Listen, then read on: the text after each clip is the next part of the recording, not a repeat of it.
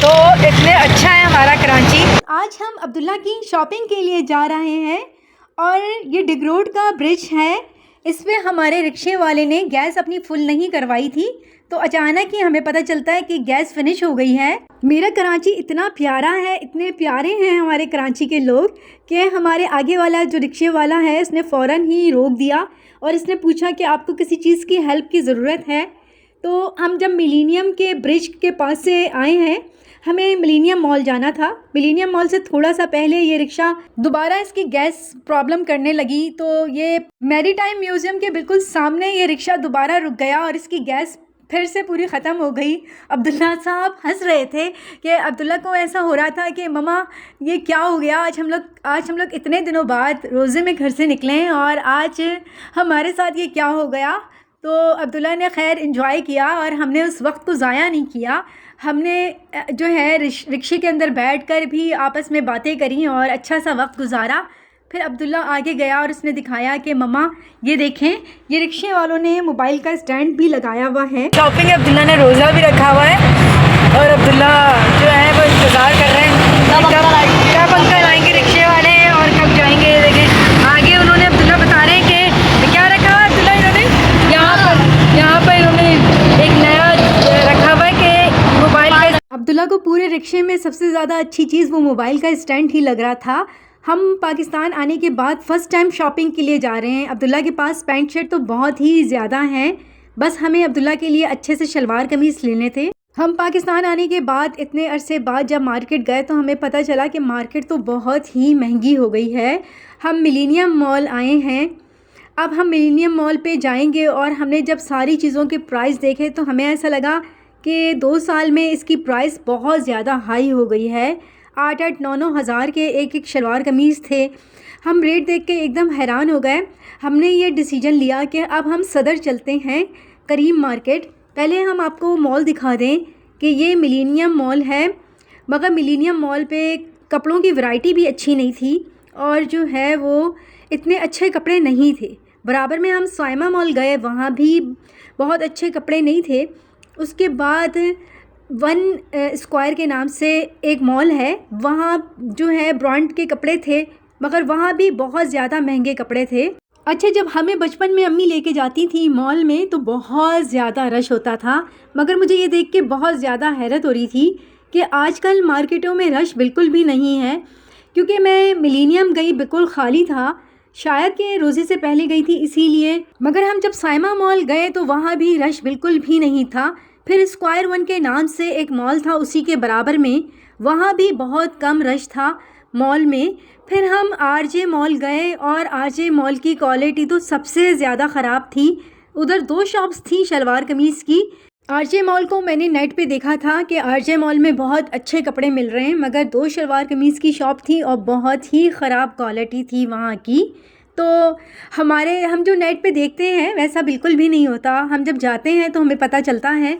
हमने नेट पर ना आरजे मॉल की बहुत सारी वीडियोस देखी थी कि बहुत अच्छे कपड़े मिल रहे हैं, मगर इतने अच्छे कपड़े नहीं थे। मैं जिस शॉप को आपको दिखा रही हूँ ये डाइनर की शॉप थी साइमा मॉल में। यहाँ कपड़े बहुत महंगे तो थे, मगर अब्दुल्ला का साइज़ भी हमें नहीं मिला यहाँ पर। साइमा के बिल्कुल बराबर में स्क्वायर 1 के नाम से भी एक मॉल है जो अभी 2 साल पहले ओपनिंग हुई थी जिसकी, तो हम वहाँ भी गए, वहाँ भी बहुत ज़्यादा महंगे कपड़े थे। मैं आपको दिखाती हूँ, ये स्क्वायर 1 मॉल है और यहाँ भी बहुत ज़्यादा महंगे थे। यहाँ पे ज़्यादातर ब्रांडेड कपड़े थे यहाँ पर, मगर प्राइस बहुत ज़्यादा हाई थी। मैं आपको प्राइस भी साथ साथ दिखाऊंगी। अब्दुल्ला को ये वाला कुर्ता बहुत पसंद आया था, ये शलवार कमीज़ जे डॉट का था, मगर बहुत ही महंगा था। क्या बोलना चाह रहे हैं अब्दुल्ला? कराची नहीं रहा। क्यों? कराची दुबई बन चुका है। ये बोल रहा है कि अगर कि ये ऑफ पर है, वैसे इसकी रियल प्राइस है 15,000, अगर कि ये ऑफ पर है तो 12,000 का है, 30% ऑफ पर। हाँ, तो आइडियाज़ पे हैं। अब्दुल्ला कह रहे हैं कराची नहीं रहा है, पहले की तरह नहीं रहा और बहुत ज़्यादा एक्सपेंसिव हो गया। ये देखो ये वाला सूट कितना प्यारा लग रहा है, लेडीज़।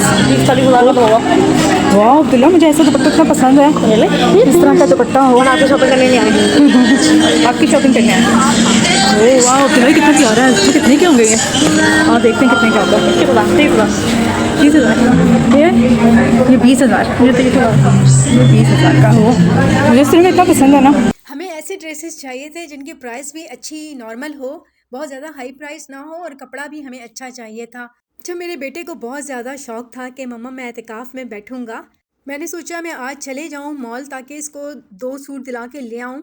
इसके बाद ये एतिकाफ़ में बैठ जाएगा, फिर तो हमारा घर से निकलना नहीं होगा।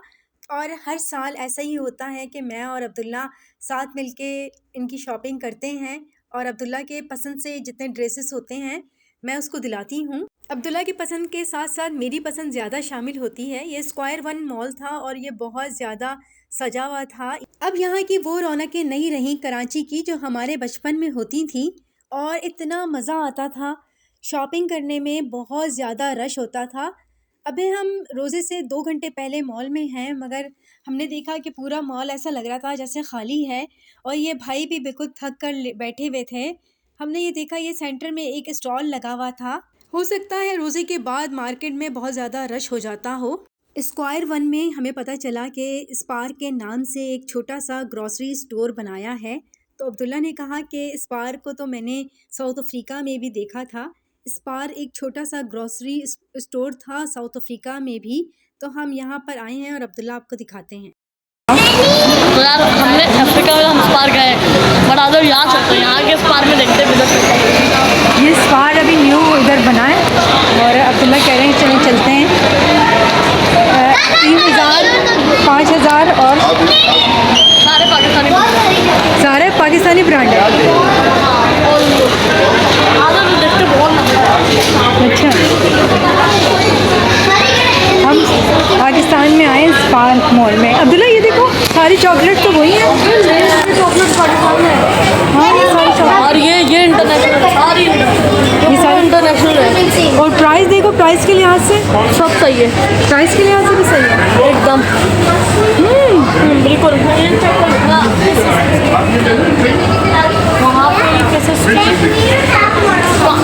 150 की ये वाले पैकेट था। कौन सा?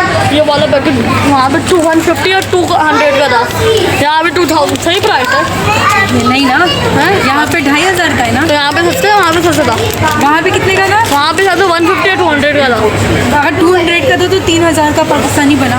तो ये सही है। सही है, सही है, सेम प्राइस है।